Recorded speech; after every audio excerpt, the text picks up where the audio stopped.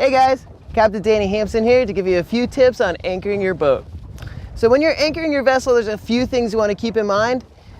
The big two are wind and current. Wind and current are kind of going to be the nucleus of where you're going to position yourself, how your boat's going to lay, and just the whole idea of where you want to be anchored in relation to where you want to be next to. So obviously, there's always a place where you're anchoring with an end goal in mind usually.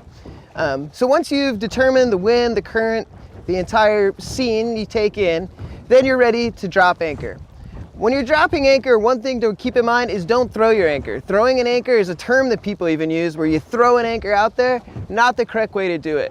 When you throw an anchor, things can get tangled, the davenports don't lay correct. So what you want to do is hand over hand, release the anchor down to the bottom.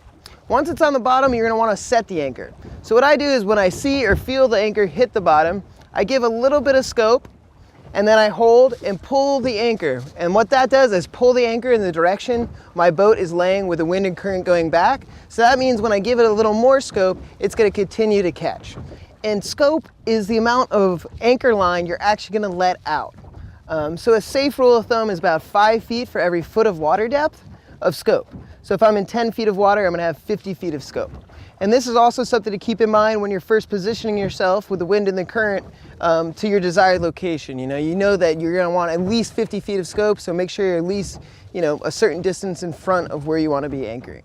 I like to count the scope out just by doing the arm trick. As I'm letting the anchor line out, I figure each one of these is around 5 feet, ballparking it, and it's a safe estimate.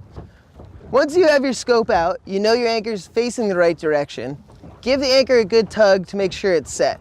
An anchor being set means it's stuck. It's dug all the way into the sand, and it's going to secure the boat from any movement. It's not going to drag. Dragging is when the anchor never sets into the ground and stays on top of whatever surface it's on. So once it's set, make sure you tie a good knot. You'll feel the boat come around. That's a good sign it's set, and enjoy whatever you're doing on the water. Yamaha boats, engineered for excellence. Powered by the gold standard Yamaha marine engines, the most reliable on the water. With spacious layouts boasting more usable space than competing boats. And a total package of features at no additional cost.